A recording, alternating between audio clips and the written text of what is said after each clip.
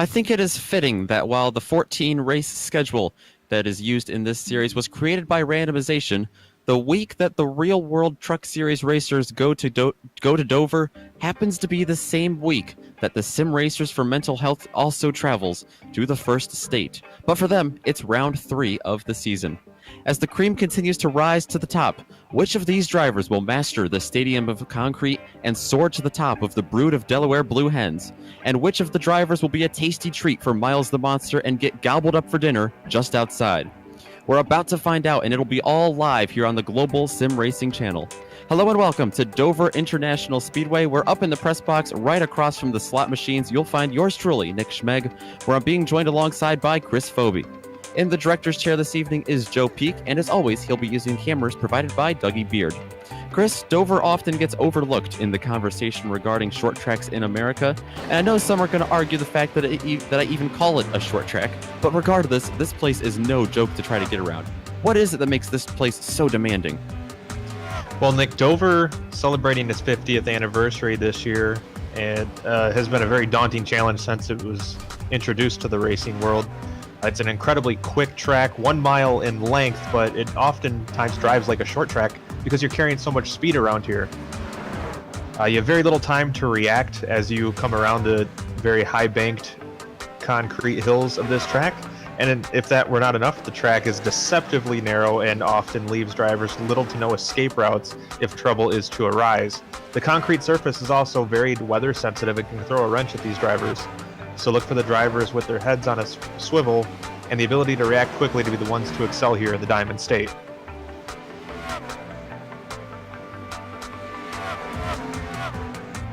And with that, we are going to take a quick lap around Dover International Speedway and give you guys a taste of what we're in store. Hello everyone, welcome to the Global Sim Racing Channel. I'm Brian Yazek, taking you for a spin around Dover International Speedway in the GSRC Silverado. Dover is a whole lot of fun. It's definitely not your traditional 1 mile oval, so without further ado, here we go. Down the front stretch, going off into turn 1, you're going to use the brakes just a little bit, braking right about at that Dover sign on the wall. Let the truck set, back into the gas, then back off, because if you go into it too fast, you're going to push right up to that wall that's waiting for you on exit. Same into turn 3. Brake at that insurance sign on the wall. Let it float down. Half throttle, 3/4 throttle, back to half, back to full, and out of the corner. Feels like you're getting rocket launched out of that corner. As the run progresses, you might see guys kind of do this sort of a line where they kind of diamond the corner off. Go in low, let it float up to the middle, and back off, because it really lets you get a good head of steam heading off the corners, and it keeps the truck a little bit more stable. Same in 3 and 4. Let it float up a little bit, find the bottom again, 3/4 gas, back into the throttle, coming out of that hole, out of turn 4, down the front stretch. And that completes your track guide around the Dover International Speedway. I'm Brian Yazek. Enjoy the show.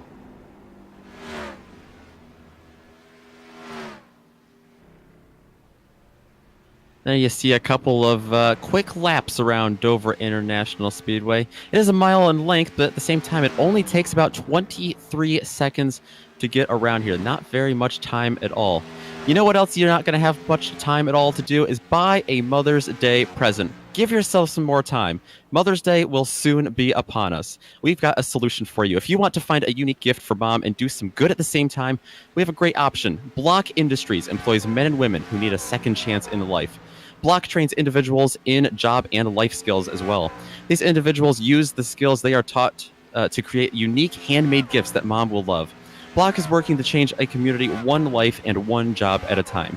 Check out their Etsy page at etsy.com/shop/BLOC Industries and enter the coupon code iRacing at checkout and save 5% on a great gift for mom or for yourself. 10%, that is, not 5%. Once again, that is etsy.com/shop/BLOC Industries. That's BLOC, BLOC, no K, and coupon code iRacing to save 10% on your order. You can also see the link on our YouTube page as well. And we'd like to thank them for sponsoring that lap guide and tonight's broadcast as well. The broadcast for the race, which we've got some race details for as well. A great race in store for us this evening. 100 laps around Dover International Speedway. No incident cap, 50% fuel, and no fast repairs allowed. So better make those trucks last. Yeah, exactly. It's a hard track to recover an incident from. It is round 3 of 14 as well, which means the points battle looks a little, interesting for now, just because we don't have too many drivers up at the top, and they're all very tight together. Remember, they do have a postseason here. They have a chase that they're fighting to get into. That's the top 10. Connor Boris leads the battle now. He's the winner at Pocono, your season opener. Joseph Mealy is going to be behind him, your winner last week at Darlington. That's going to bump Brandon Anderson down to third, 12 points back. Jody Banfield, Scott Rickard, both bumping themselves up into the top 5, 15 and 16 points back. And only 1 point further back, 17 back, is Cole Bushman in sixth. Brandon Miranda is in seventh, and then you've got a three-way tie for that bubble position. Connor Crichton, Todd Slauson, and Cody Tripp, all 22 points back. On the outside looking in right now, it's Jack Wells, William Kruska, and more. Only 2 points separate those drivers, though, from that last spot on the chase.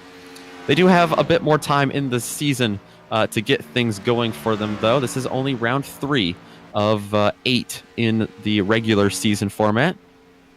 We've got a good group of drivers out here tonight. 100 laps, so 100 miles here around the Monster Mile.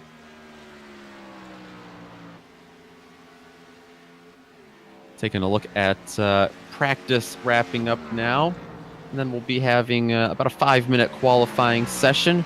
Right now on top of the practice charts, Jake Van Wazer and Cody Tripp, both with 22.8s. Yeah, these drivers have really been picking it up here towards the end of practice, where everyone's starting to kind of buckle down and get serious as the race is coming up. Looks like we've seen close to about a half second shaved off of what was quick time when we first started monitoring. Yeah, absolutely. It looks like the weather as well has been changing. It's down to 75 degrees. That's the track temperature at least. Ambient temperature here of 70 degrees Fahrenheit with mostly cloudy conditions. A little windy here off the Delaware coast, a little bit inland here in downtown Dover, Delaware, but 12 miles an hour of wind out of the southeast right now. Not too humid of a day. Yeah, we touched on it before we hopped into our track guide, and the concrete surfaces can be really weather sensitive. And just since we started monitoring this evening, we've dropped about 15 degrees from what the track temperature was. So the cooling of that track could be what's causing the speeds to pick up, but could also throw these guys a bit of a monkey wrench as far as trying to figure out what they're going to do as far as race pace and everything. Absolutely. And one of the things that's interesting about Dover is what you already mentioned there, Chris, is the fact that it is a concrete track instead of asphalt. The rubber does not quite burn into the surface here. It kind of lays on top in layers. Really makes tire wear, especially when you get out of the groove, a lot more difficult. That is for sure, and kind of as we're seeing here in practice, this is what they call a self-cleaning track. It carries a fairly significant degree of banking all the way around, and you see these guys make just incidental contact with the outside wall, and it sends them shooting across the track. And again, it is a very narrow surface here at Dover International Speedway, so we could see some serious incidences if these drivers are not on their toes. Yeah, close quarters. It is something like a couple stories of a free fall coming out of turn 2 and turn 4 here. A bit of a roller coaster ride. A lot of real world drivers like to describe Dover as very hard to hold onto your truck over that crest. And we'll definitely see that play out, especially when it's side by side trying to pass someone. Very hard to keep that momentum shifted in your direction. Yeah, and one of the reasons they actually switched to a concrete surface back in the mid-90s was because the cars were starting to carry so much speed into the corners that the asphalt wasn't able to hold up when the drivers were going around these high banked corners. That's part of the reason why they switched to concrete in general. So that kind of shows you what kind of speed and what kind of momentum these guys are carrying around this track. Absolutely. We'll see that all tonight with 100 laps, and as practice wraps up here and we begin single truck qualifying. I'm curious of another thing here, Chris, is that we do have that 50% fuel limit here. Only half a tank allowed here. That's about 9 gallons of gasoline that you're allowed to have in your truck at most. 100 miles, they're going to have to make at least one stop. Yeah, and the way this surface is, tire strategy is going to play a big role as well. and it's going to be a very interesting race indeed. As we have the 5-minute clock starting for qualifying, these drivers will have an attempt to make a quick lap and set our lineup for tonight's 100-lap main event. We've got a good crowd in here. It looks like 16 drivers have shown up for tonight's race. So we'll see a couple of them begin their laps. Brandon Miranda looks like he's the first one out. He was about a mid-pack driver in practice in the 18 truck. Yeah, back when we were at it a couple weeks back at the Pocono Raceway, Brandon Miranda had a very mixed day. I believe he came away with a halfway decent finish, but he definitely had to work to get.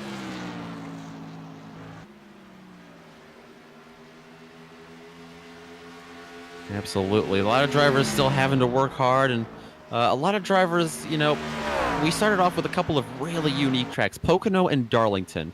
And for a lot of drivers, you have that one oddball track that you're just never good at, no matter how much practice you put into.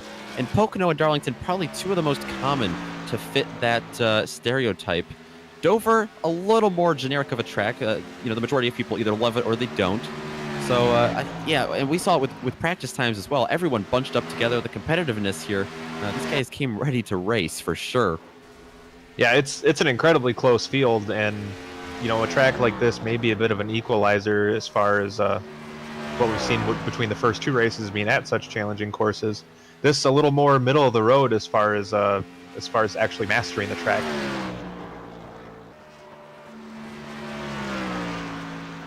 I guess it goes to show just how challenging Pocono and Darlington can be when Dover is your quote unquote easy track.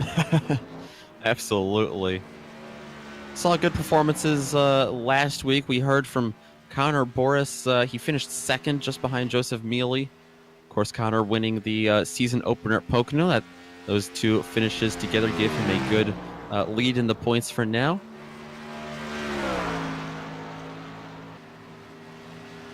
Looks like right now at the top of the board, only 4 drivers have set a qualifying time, but it is Jody Banfield at the top, 23.5-second lap. Scott Rickard right behind him. I don't know if you had a chance to check on the weather, but between practice and qualifying, the sun came out and the surface is now up to 96 degrees.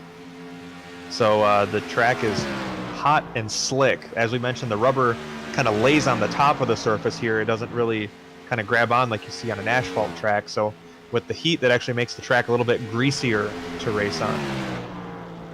Yeah, absolutely. A couple more drivers getting lap times in, but Jody Banfield still holding strong up there. Driver out of California. Yeah, like we were just mentioning with the track being a little bit harder to drive and the heat, Jody's time was a 22.88 in practice. His quick lap in qualifying a 23.5. It's about 3/4 of a second difference. Yeah, it's already a slippery track to try to deal with, let alone adding those tricky conditions to it. I was hoping I'd see a driver tonight out of the Club Atlantic region. I don't see any, so I don't believe there is any home track advantage for anyone here tonight. A couple of Virginia drivers, it looks like. And Joseph Mealy has gone not quite to the pole, but he has gone up to second. About 3/100ths behind Jody Banfield so far. Yeah, check out how close those top 6 drivers are. Yeah, really tight together. All of them running a 23.5. Jack Wells in 6th, the 23.6. Yeah, real competitive. And not only is this track a little bit of an equalizer compared to Pocono and Darlington, but also the weather as well turning out to be a bit of an equalizer. I'm wondering if that's going to change as they switch from qualifying into the race. We watch Jared Mogard now in that 00 machine. Yeah, the times are starting to come in hot and heavy now as we're getting in the latter part of the qualifying session. And Jared Mogard goes to the top of the charts with a 23.505. So a very quick lap around the 1 mile oval here in Dover, as he will now be our quickest qualifier with about 5 seconds left in this. And he might get another opportunity here. Oh, no, he's going to kiss the wall a little bit. But a great effort from everyone there. And Jared Mogard, just like that, at the last second, is going to steal a pole position away from Jody Banfield. They are your front row here in tonight's race, round 3. Joseph Mealy and Jake Van Wazer are going to make up row 2, 3rd, and 4th, with William Kruska in the 88 machine going to be starting in 5th. Scott Rickard is 6th, and Jason Stewart going to be in 7th, with 8th place going to Jack Wells in front of Connor Boris, probably a little further back than he'd like to start. Todd Slauson's going to round out your top 10. Chris? Our final driver to make an attempt in qualifying was Brandon Miranda in the 11th spot, and we have a few drivers that did not make a qualifying attempt. Cole Bushman in the 2 car, Brandon J. Anderson in the 24, Cody Tripp in the 21, Connor Crichton in the 19, and Danny Banfield will be 16 on the grid. Those drivers not making an attempt at qualifying. Absolutely. Going to be interesting to see. With only 16 drivers here tonight, but I mean, we think of something being round 3, still being very early in the season. But for the regular season, it's only 8 races, so not too far away from even halfway through. Great opportunity for some of these guys at the front, like Jared Mogard, like Jody Banfield, to gain some points over some guys like Connor Boris way back in 9th. He's going to have some work to do in that 52 machine. But, we've mentioned how tricky this track can be to drive. Some of those guys that maybe didn't make an attempt or maybe ran a little slower than they wanted could be a blessing in disguise if you think about it. This track can get awfully crowded, awfully quick, and not a lot of time to react. So if we have some room to stay back a ways, you may be able to take advantage of that, lay back, and be there for the end of this 100-lap grind, because as they say, you can't win it on lap 1. You can't win it on lap 1, but you can set yourself up to win it on lap 100. That is the scheduled distance for these truckers tonight.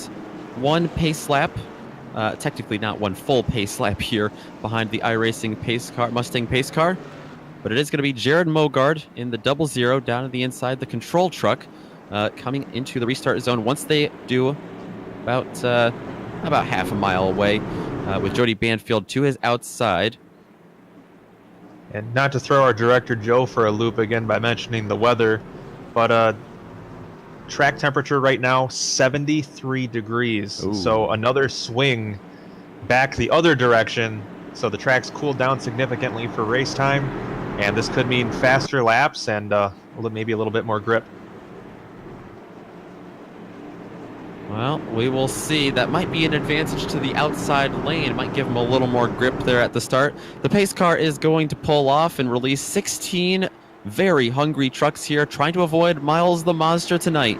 Jared Mogard on the inside coming into the restart zone to kick things off for us tonight in round number 3. He gets on the loud pedal, a bit of a checkup, and a great start as well from Joseph Mealy in the 93 behind him, the outside lane. Man, they did not get going.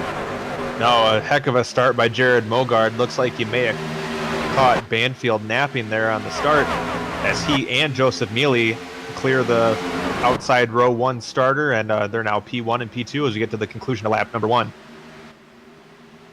Another effect of that outside lane not getting going, that was Jake Van Wazer falling from 4th back to 5th. William Kruska moving up into 4th with that position. He almost got to the back of Jody Banfield. It was such a good start. And he looks to be looking down here into turn number 3 as well for that position. So on a tear early. So far, these drivers are playing nice here in the early going, which is nice to see everybody getting settled in, because this is a track where things happen quick. So everybody playing nice is going to be good for everybody for the long haul. Exactly. Especially it'll be interesting if that sets us up for a long green flag run. I'm already seeing a couple drivers experiment with a middle to higher lane, maybe already going into a little bit of tire conservation mode. Well, one driver who's not in tire conservation mode is going to be Jody Banfield. Easy enough for me to say, as he's already set a quickest lap that was about 3/4 of a second faster than what he ran in qualifying. So Jody Banfield on a tear here, running in the 2nd spot. Ooh, bad news for fans of Joseph Mealy.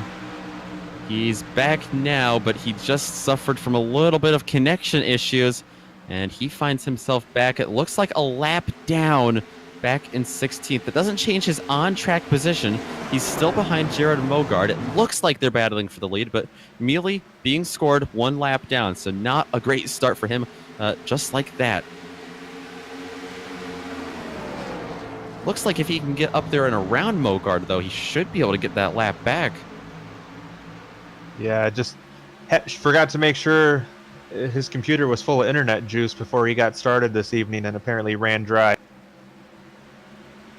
Oh, back further for 3rd, 4th, and 5th. William Kruska on the inside. He got Jake Van Wezer now coming up behind him. Kruska was trying to get around him. Jody Banfield in front of him. He just couldn't get it to stick on the bottom. That really allowed the 51 of Van Wezer to come up onto his inside now, looking for that pass for 4th, rather. Yeah, Jake Van Wezer in the 51 all over the tailgate on the 88. He's going to get really close as they come off at turn 4. He's going to dive to the inside as they head down the front straightaway. And into turn number 1, they're going to be door to door. Don't forget about Connor Boris behind him in the 52, who started way back in 9th, already up into the top 5 and looking for, fighting for potentially a podium here. Great start for him. Yeah, Van Wezer is going to clear Kruska for the position as now Connor Boris searching around the concrete hills of Dover, Delaware, trying to find a way around. Kruska looking awfully strong there on the backstretch, just couldn't get enough momentum to get up there and battle with Van Wezer. Looks like Van Wezer might pull away a little bit. Kruska's going to have to shift his attention to his mirrors and try to deflect the 52, who is coming fast right behind him.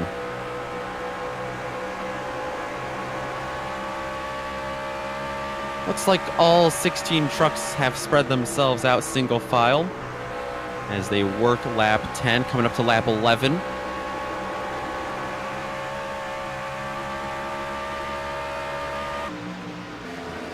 Yeah, very impressed with the driving so far. Everyone playing nice and keeping things fairly calm here in the early running. Some smart driving from these guys in the early running, so always great to see.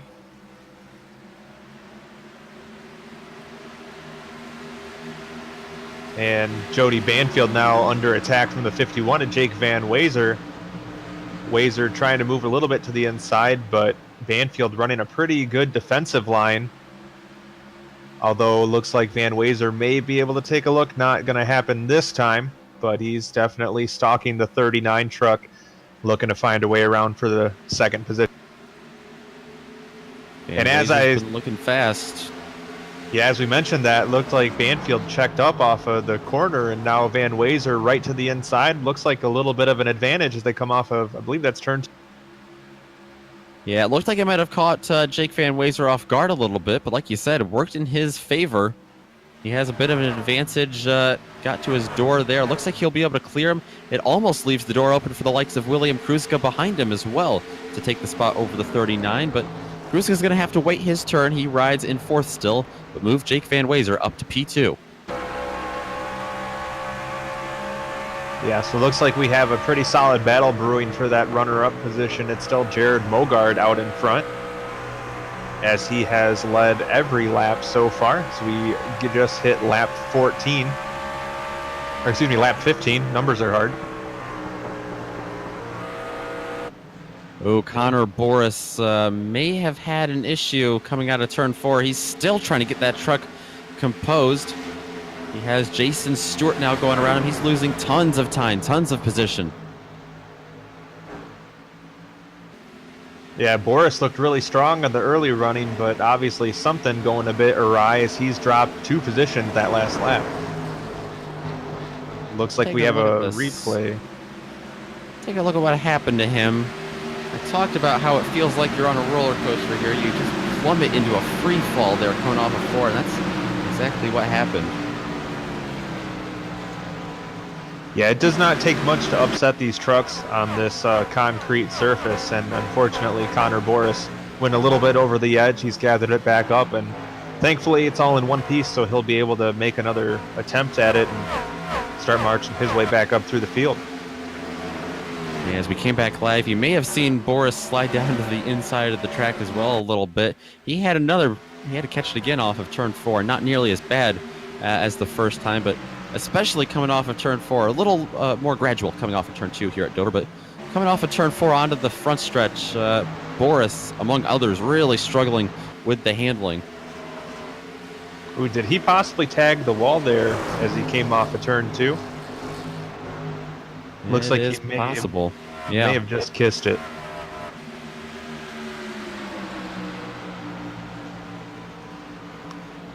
You know, Nick, I'm always so impressed with the quality camera views we have here on GSRC. I mean, this is like a work of motorsports art that we have the pleasure of viewing every week. Dougie Beard does a fantastic job for us. Very grateful for him. And his angles are giving us a great shot of a battle for third place here. Banfield, I'm not sure if Banfield hit the wall, but Kruska was awfully loose behind him, trying to gather up in front of Cole Bushman. I don't know if he hit the wall. I can guarantee the wall did not hit him. I think the answer from Banfield might be different if we asked him that. I think he might say Miles put it there. Yeah, that's just that's just the old racer. That wall jumped out and bit me. No, it's concrete. It doesn't move, but whatever you say, sir.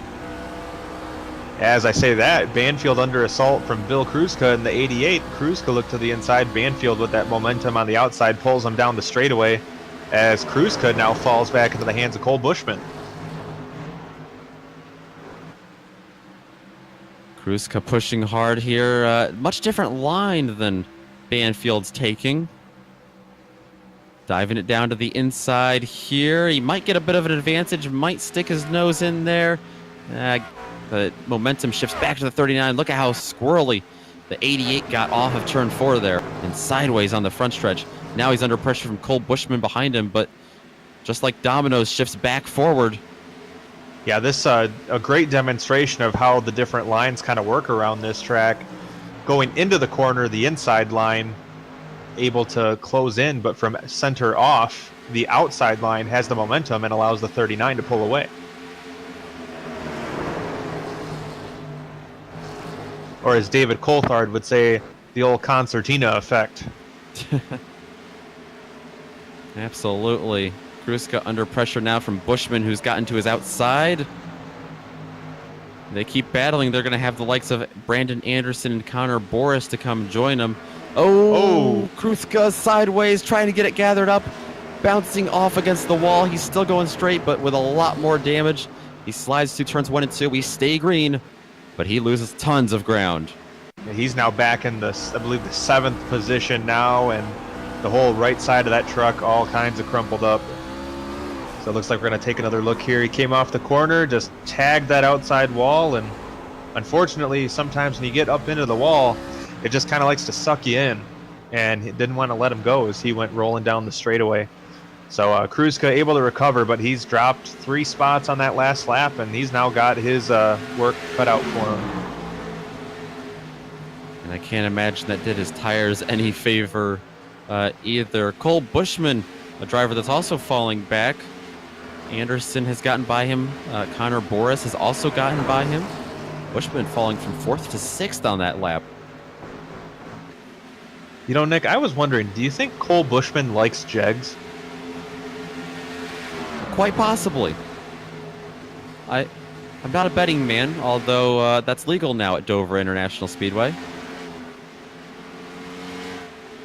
But are you old enough to even go to the casino, Nick? I gotta be honest. I don't even know the law, to be honest. I'm pretty sure I'm not. Unless there's a buffet there, I'm pretty sure I can go to the buffet. Yeah, I'm gonna say, you might be able to load up on crab legs, but I don't know if you can play roulette. I don't think legally I can play roulette, no. And normally in the buffet line, my parents have to help me carry my plate anyway still, so it is a struggle. As long as they're not putting you in the booster seat, I think we're okay. But somebody that is in the booster seat right now is Jack Wells, as he is all over the 14 of Jason Stewart for position.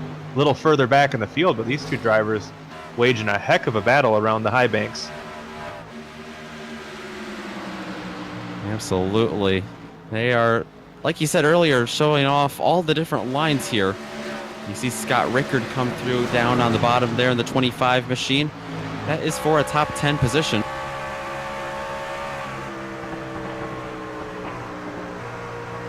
You know, Nick, it's a shame Joseph Mealy had his connection issues earlier on and was docked a lap, because otherwise we'd have a tremendous battle for the lead going on. Not to stray too far from where we were watching here, but Mealy is right there in the mix, and unfortunate break for him.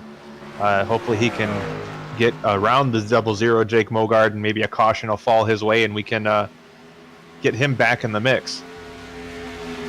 Yeah, I think one guy that does not want him back in the mix is Jared Mogard right in front of him. I think he knows the situation and he understands the connection issues Mealy had. He's not going to let him around too easily here. Last thing Mogard wants is another competitor to have to deal with, especially one as fast as Joseph Mealy. Got a battle behind him. Yeah, battle brewing for our third position. Ooh, is the 39 of Jody Banfield may have scraped the wall a little bit. 24, Brandon Anderson gonna get him, run on him into turn 1 and clear him as they come off of turn 2. Banfield gonna try to push back, but it looks like Anderson really fast. Didn't set a qualifying time, but he did start back in 13th, and he's charged his way up to what is now a podium position. Not too far back from Banfield is Connor Boris, still recovering from earlier looser conditions he's battling with his truck.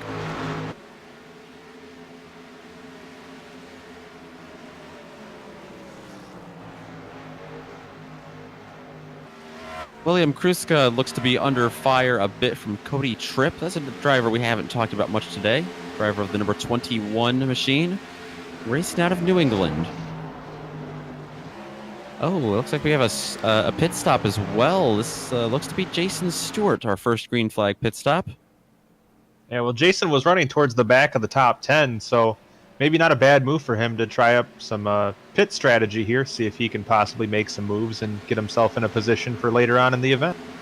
Oh, looks like Jared Mogard has also come in with Joseph Mealy, our leader. Jared Mogard has come into the pits. He has answered quickly to the first green flag pit stop. That puts Jake Van Wazer out in front temporarily, but as I say that, the 51's going to get woed up, come to the apron, hit the commitment line, and bring in the likes of the 39 of Jody Banfield as well. Kind of surprised to see Joseph Mealy pitting at this point, unless maybe he needed to for fuel strategy. But I would think maybe he would have stayed out to get his lap back and tried to hope for a caution, or maybe pit a little bit later into the run. Yeah, they must be tighter on fuel than we estimated. Oh, Brandon Anderson and Connor Boris, they both had to really slam on the brakes to get into the pits. They are both in safely, though. Hopefully they don't get a black flag for too fast of an entry. So we're going to take a look back at this very hot pit entry from Brandon Anderson and Connor Boris. Coming off really hot into there. Coming off that banking onto the flat of the pit lane can be really tricky on this track. We've seen even Matt Kenseth, a NASCAR champion, struggle with this at one point in time and just go head on into the water barrels there. So I mean, this is a very tricky pit road. Yeah, right behind them, they have more issues. This is Connor Crichton and Todd Slauson coming in, and a lot more aggressively. Slauson really had to get on the brakes, but already in front of him, Crichton sliding down the track really misjudged that entrance, it looks like. Yeah, well, he also had the brakes locked up, so that probably hurt his ability to steer a little bit. Looked like he slammed it into reverse, made a fairly quick recovery. As pit road still pretty active right now. Cody Tripp on top of the leaderboard, but lots of... Oh, and so much for that. Yeah, all three of the remaining lead lap trucks in the pits. Bill Kruska, the first one, followed by Cole Bushman, or actually followed by Cody Tripp and then Cole Bushman. So that should cycle Jared Mogard out to the lead once again. Looks like an awfully quick stop for Kruzka. Did he possibly only take 2 tires? It seemed like he was in and out really quick. It looks like a fairly normal stop for him. In fact, I think he may have stopped to get some damage repaired as well. But Maybe that's why it seemed so quick. I may have been expecting Yeah. him to work on that damage a little bit. definitely, it looks like he got a little of it repaired, and hopefully the aerodynamics at Dover aren't too demanding for him, and they shouldn't be, except maybe getting a little squirrely off of turn 2 or 4 with some suspension issues. But that will do it for a quick green flag pit cycle. Quick and fairly chaotic as we take a look at P2. Brandon Anderson, both of these drivers with fresh tires. Anderson trying to get around Jake Van Wazer. Once again, this is for second, trying to chase down Jared Mogard, who has stretched out a 6-second lead over these two. Ooh, Van Wazer flirting with the wall a little bit off of turn 4. Yeah, they're both driving hard, really testing the limits of 4 fresh Goodyear Eagles. Big run out of turn 2 for Anderson.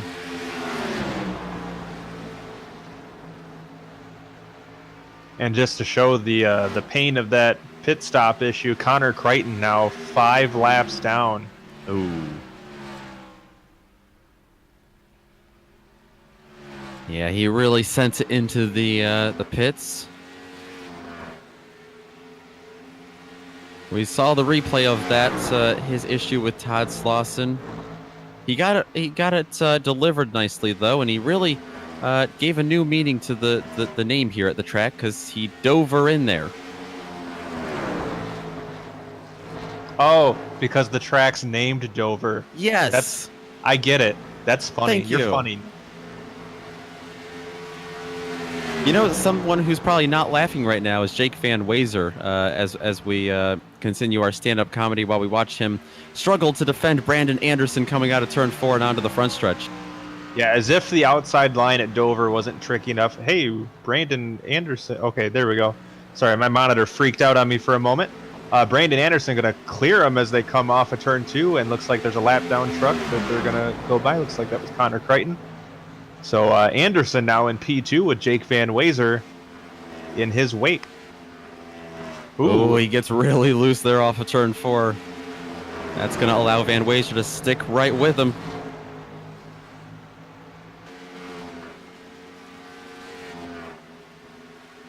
Yeah, Jared Mogard able to stretch out a pretty comfortable lead through the pit cycle, but maybe with Anderson now solidly in that second position, he might be able to go to work. Oh, the 18 of Miranda parked on the inside of the track, not where you would like to be. Yeah, he's just spun coming out of turn 4. No caution, though. Let's take a look at this replay. Yeah, this was a pretty significant incident. In fact, this is one of the hardest tracks to keep off the wall. And I think he just barely touched that inside retain barrier, but other than that, great job by Miranda to, despite the caution not coming out, keep from getting more damaged. And also to rejoin the track safely. You know, Nick, this harkens back. Oh, and looks like he just lost it. Overcorrected and backed into the wall there. As far as the incident go, it seems pretty benign. Doesn't look like any significant damage, and it will allow him for a clean getaway to rejoin the track. But if you remember back to a couple weeks ago at Pocono, Brandon Miranda was involved in a spin early on that also did not draw a caution and put him towards the back of the field in the early runnings of that race as well. So apparently the flagman not a big fan of Brandon Miranda.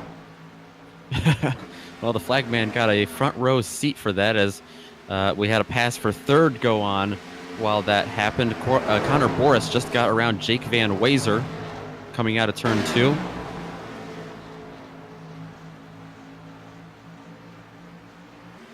It looks like Van Wazer gonna make another run back at him as, those trucks sure get close to that wall off of turn 4. They do indeed. And it's so hard to judge how close that wall is. You really just have to feel it with your senses, since you are over, the cockpit of the truck over on the left side. and you're usually focused on the upcoming turn or the truck in front or behind you. Van Wazer, you see, get loose once again, riding on board with them.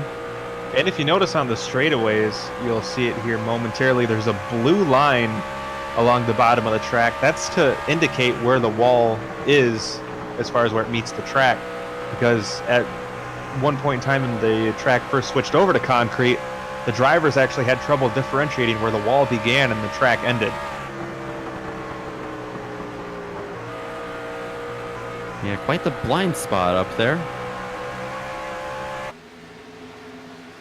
In fact, it used to be a black line, but it's now a blue line because the track is sponsored by Pepsi. Well, you got to get your marketing in where you can.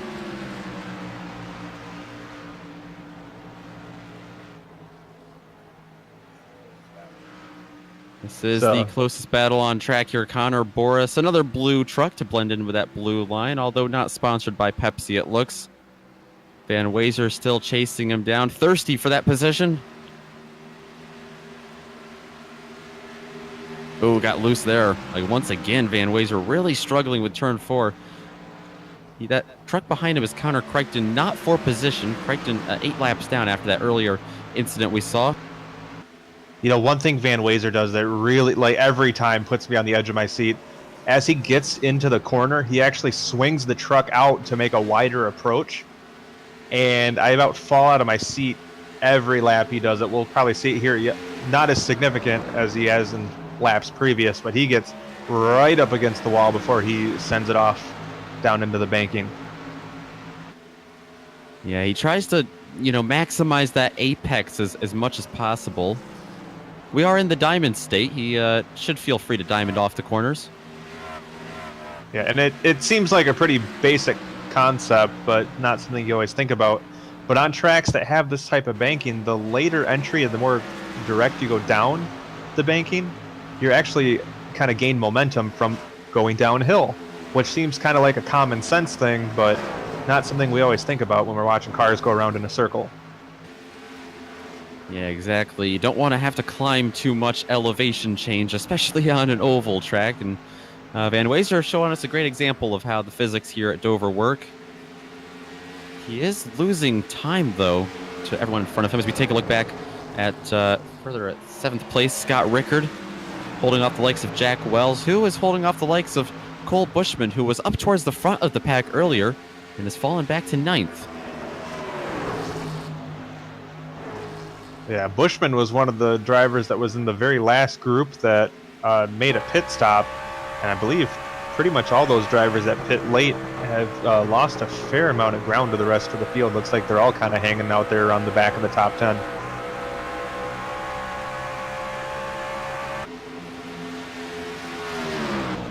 And Bushman was able to get around Wells for P8, but Wells trying to fight back as Bushman looks to climb his way back up through the field. Well, we haven't had any cautions tonight to interrupt all of these drivers trying to climb their way up through the field or fight back if they were once there, like Cole Bushman. But we are over 60% of the way through. I like these numbers. I can do the percentages pretty easily with a 100-lap race. You know, I noticed that Jared Mogard was starting to lose ground to Brandon Anderson for the second position. If you actually take a look at Jared Mogard, Nick, the left quarter on that truck is pretty well wrinkled up. Looks like he may have gotten mixed up with somebody at some point earlier in this event that we may have missed because he was on a cruise, but maybe slowing him down a little bit as he has lost a little over a second on to Brandon Anderson for the second spot. Yeah, absolutely. I also am just noticing a little right front damage on the front of Joseph Mealy, who, remember, was, he's fallen off now, but remember, he was battling behind him for quite a long time. I'm wondering if Joseph Mealy's right front has a little bit of paint from the left rear of the 00 of Jared Mogard. I wouldn't be surprised at all if that's how that got there. Not only that, but Joseph Mealy actually having to work back around the 98 at Danny Banfield. Ooh, as Mealy gets into the wall and then gets his rear end packed by the 98 at Banfield. But I wonder if maybe there was an incident with Mealy that knocked him a little bit off the pace, as he just had to fight his way back up to be first to the lap down car. Trucks. These are trucks. You hate to see such a rough night for Joseph Mealy, especially one that, for the most part, was out of his control. Anderson and Banfield battling behind him. That's not for position, though. Anderson, remember, up in second. Banfield, like you said, a lap down in 13th. Yeah, you got to believe he's going to be writing a strongly worded letter to his ISP in the morning.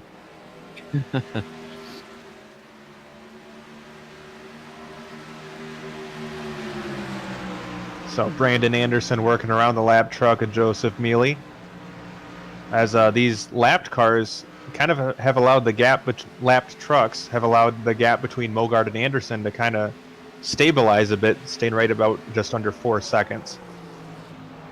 Yeah, you mentioned that gap closing in between Anderson and Mogard. I'm wondering if that gap was primarily because of the traffic that Jared Mogard was having to deal with to get around. He's gotten around most of it. He's about to get around Brandon Miranda for the second time this evening. Miranda running back in 14th. Remember, he had that big spin on the front stretch. Not normally what NASCAR fans are accustomed to seeing. The 18 truck normally puts on a smoke show at tracks, just not like that. Yeah, and looks like the gap now beginning to wind its way back down now that these drivers are kind of clearing their way through traffic a bit. About 3.7 seconds between Mogard and Anderson, as looks like Jason Stewart is making a second pit stop. Well, remember, he was the first pitter in the first stint, and he came in just shy of 40 laps into the race. So at that rate, he would need a second pit. Yeah, Jake Van Wazer also heading to pit road. So at that rate, they should also be good to go towards the end of this thing. Remember, they do have a 50% fuel limit, so just half the size of the tank of normal. So more green flag pit stops. Hopefully everyone able to get it woed up this time as they come to pit road. Jared Mogard is in.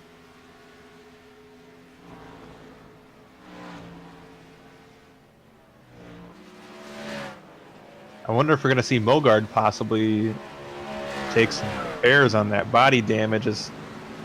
Anderson coming in hot.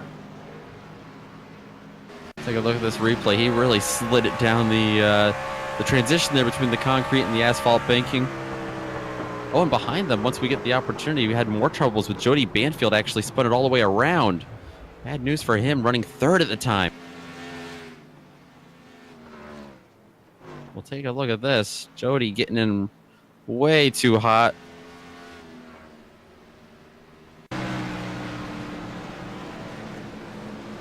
Okay, so we'll take a look at Jody Banfield coming down the back straightaway here, you can see. He'll come down off the banking here momentarily. And as he gets on the brakes, crosses the commitment line, and whoops. Looks like he managed to just kiss the wall there, so it doesn't look like much in the way of damage. And, well, he didn't want those tires anyway. Yeah, not too much damage, like you said. Just lost a lot of ground, and he was running very well up in the top three as well until the priority aviation truck took off on him. So, did we have a pit road penalty for our leader before pit stops, Jared Mogard? He just went back down pit road. You may be right. Oh boy, what a way to lose it. Yep, 15-second pit stop, that'll do it. Yeah, so this had to have been. I'm taking a look back at his first stop. Yeah, it had to have been pit exit. I mean, he does have that pit stall all the way at the very end. I mean, he had to maintain that speed the whole distance down pit road. So, I mean, not set up in the best way for not getting a pit road violation, but he is now 2 laps down as we await our final drivers taking a pit stop here momentarily. Yeah, that's a tough spot to be in, that last pit road stall. I'm seeing about 38 miles an hour for the 00 coming out of the 35-mile-an-hour pit road speed limit. The Delaware State Police really on their game down there, giving out tickets.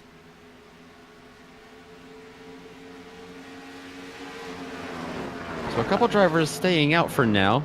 William Kruska at the top now.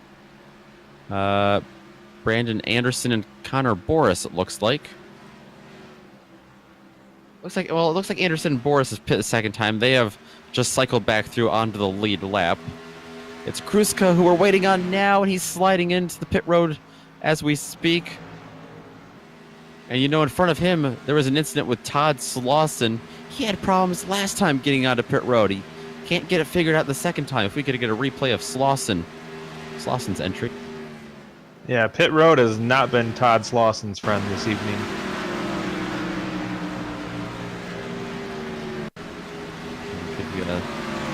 Take you a little further back here. Watch him come in. Driver out of the Plains region in the 33 truck. Yeah, it just starts to lock it up.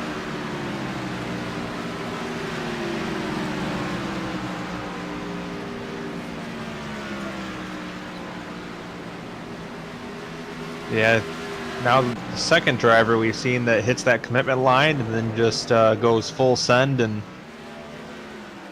round they go.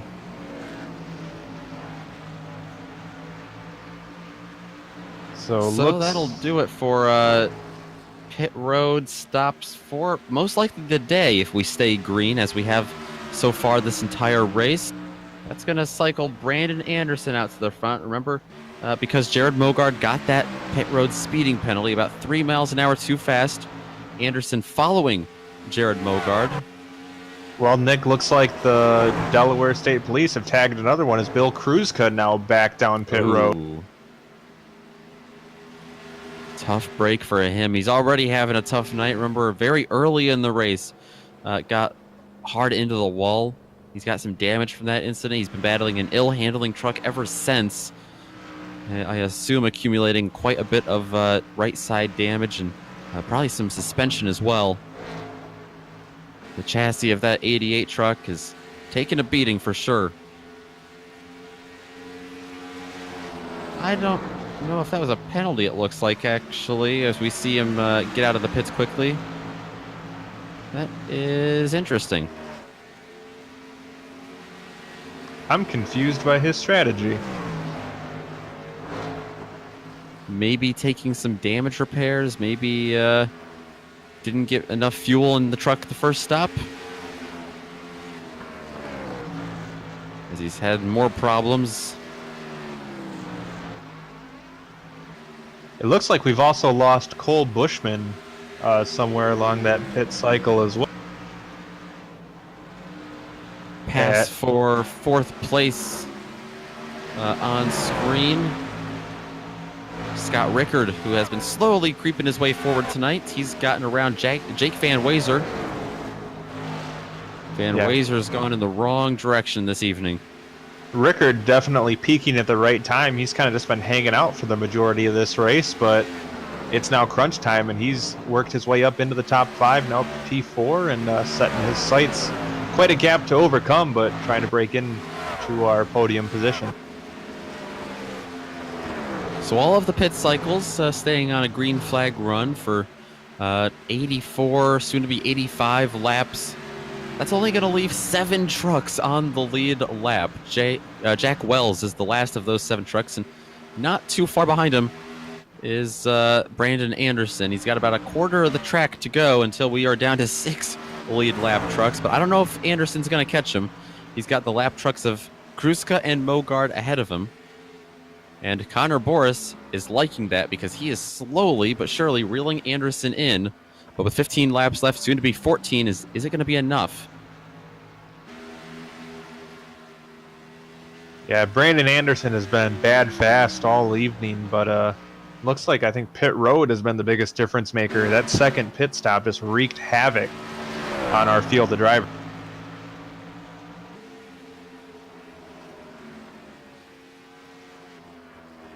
Well, they're going to have to start moving if they want to make up ground late in the race. Boris looks like he's fallen off just a little bit in that 52 machine. One thing I saw that was kind of interesting is Bill Kruzka came around. The 24, Brandon Anderson, actually got out of the way for Kruzka. So I wonder if maybe he thinks it's more prudent to just let the lapped cars on a little bit fresher tires, perhaps, go ahead and keep clear. But it looks like he's reeling them back in, so he may have just created more work for himself. Yeah, he's doing a good job of managing the gap so far. That opened up another 0.3 the past lap. Boris dealing with no traffic of his own, just completely dealing with his own truck and his own clean track, not able to close in on him. That time around, he lost another 1,000th of a second.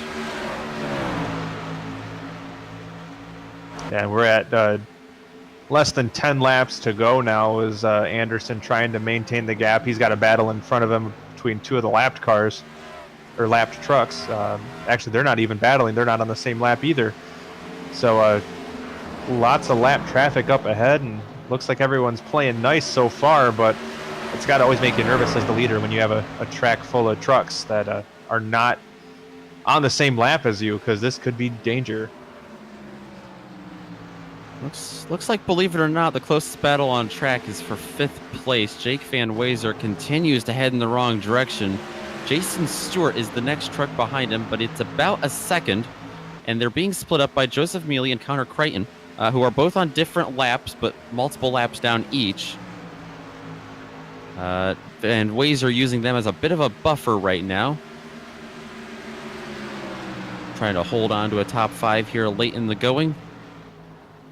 That 93 truck, Joseph Mealy, looks so fast. It's such a shame that he had his issues early on. He probably could have been a difference maker in this event, and unfortunately, just luck not on his side. Yeah, exactly. It's a tough break for sure to lose a lap that early off of some software issues. But regardless, Brandon Anderson has also looked fast tonight, especially after starting 13th. Granted, he didn't set a qualifying time, so that's a hard charger award with an asterisk next to it. We did just have a pass for position as Jake Van Wazer gives up another spot, this time to Jason Stewart. So now Van Wazer, our last truck on the lead lap in P6. Yeah, and only about 4 seconds back is Brandon Anderson, it looks like, who would put him yet another lap down if he catches him. But he's making his way out of turn 4, coming up to 5 laps to go here at Dover International Speedway for round 3. Oh, getting awfully close to the back of Jared Mogard there, who's a lap down in 11th.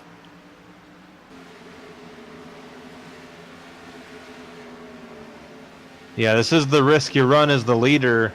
Unfortunately, those vehicles in front of you not always in the best of shape. As you can see, the 00 a little beat up, and obviously he knows his shot at winning the race is pretty much evaporated, barring a miracle.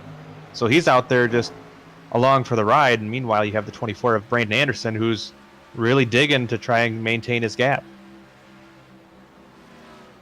Absolutely.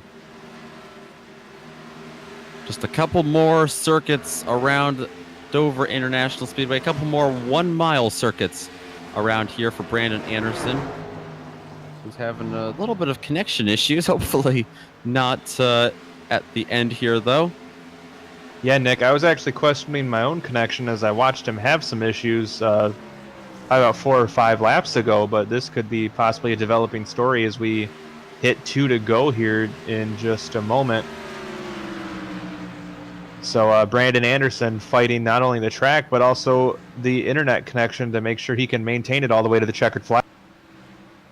One of the little pieces of sim racing that makes it unique, although not always loved by the drivers. Brandon Anderson looks like his internet will be able to withstand all the hardships. He comes up to the white flag here at Dover. Just 1 mile, exactly a mile, left to go here. and he will have defeated not only 15 other hard-charging truck drivers, but also Miles the Monster, and stow away his first win of the season. He comes out of turn 4 behind the lap traffic. Brandon Anderson, in dominant fashion, gonna take the win. Round 3 here in the Sim Racers for Mental Health, presented by Shine MSD Truck Series. Boris and Tripp follow behind him, and all the lap trucks will accumulate as well. Just 6 trucks able to finish on the lead lap. But how about that, Chris? Completely green flag tonight. Yeah, I'm sure there's a couple drivers who maybe wish there had been a checkered or a caution flag, but we go 100 green flag circuits here at Dover International Speedway. A great night of racing and a great field of drivers. And looks like the 52 of Connor Boris giving a nice little shoulder rub there to our winner, Brandon Anderson. Yeah, it was a great night indeed. Hopefully we get the chance to talk to a couple of the drivers, because we're going to take a quick break here on the Global Sim Racing Channel, get all of our timing and scoring sorted out to give you all of the results, and see our upcoming events on screen. Make sure you take note of those and stick around for interviews.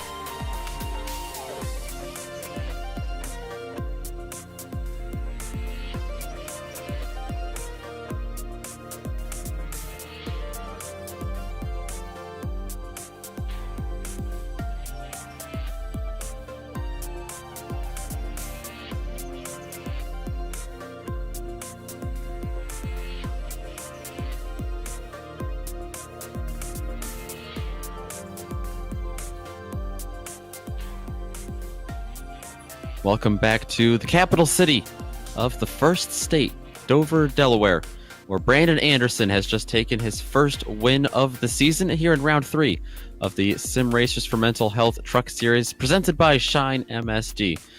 Connor Boris going to slot in behind him in second after starting back in 9th. Cody Tripp going to finish out the podium in 3rd. Scott Rickard and Jason Stewart going to round out the top 5. Jake Van Wazer, the last of the lead lap trucks tonight. Then you get into the lap down trucks. Jack Wells, Jody Banfield, Joseph Mealy battling issues early on in the race, and Danny Banfield rounds out your top 10 tonight. In P11, our pole sitter Jared Mogard with Brandon Miranda in the 12th spot. Bill Kruska will be next in line and finishing in the 13th position with Todd Slauson and Connor Crichton, the final trucks to see the checkered flag. And our one DNF of the evening, Cole Bushman, rounds out the field in the 16th position. Yeah, lots of big names down there towards the bottom. Kruska, Miranda, Mogard, lots of guys that really are going to be affected in the points pretty severely by this. They just got to stay in the top 10.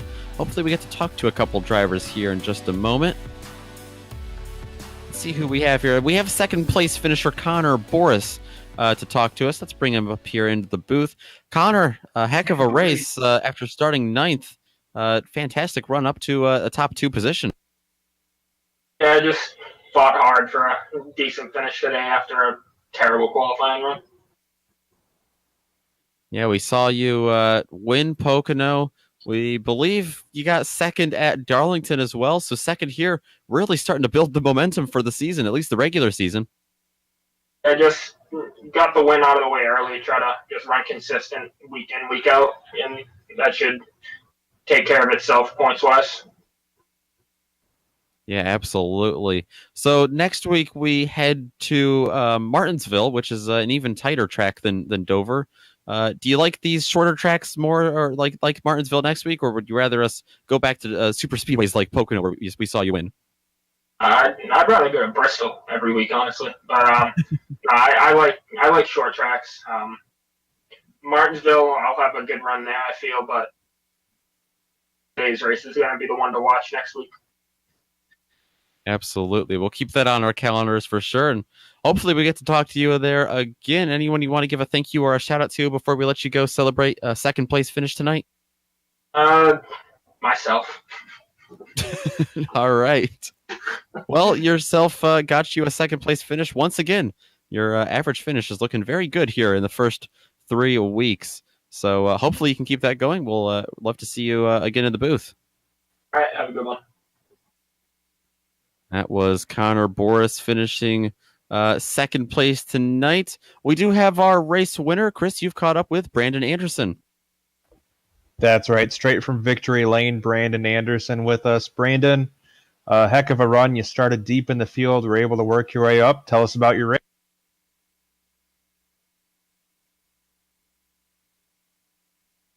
Hopefully we have Brandon there. Can you hear me? Yes, we can. Gotcha, Brandon. Oh, that was a great race. I mean, started last. I wasn't expecting things to go green. That's for sure. So was your strategy kind of dependent on it going green, or did you have some contingency plans if things didn't quite go as you expected? Honestly, I was expecting a caution by every 10 or so laps. I mean, but I'm glad it went green. Now, was not taking a qualifying time part of your plan the whole time, or did it just kind of sneak up on you and you had to make a chicken salad out of the situation, so to speak? Oh, no, I made an attempt. Yeah, I just scraped the wall, I guess, and didn't count my lap. But no, that definitely was not the plan. So with the variety of the schedule we've had so far this season, I know you've had a couple good runs. Is this been more of a challenge, or are these weird tracks kind of playing into your hand a little bit? I mean, I wish they'd wipe Dover off the map, but I mean, I like racing anywhere, so. But yeah, the tracks are definitely weird, but you got what you got. So we got Martinsville next week. How are you feeling about that? Oh, I love Martinsville. I can't wait. All right. Well, congratulations on the victory, and that's your race winner, Brandon Anderson. Thank you. Picking up the big win today. Congratulations. Thank you. That was Brandon Anderson.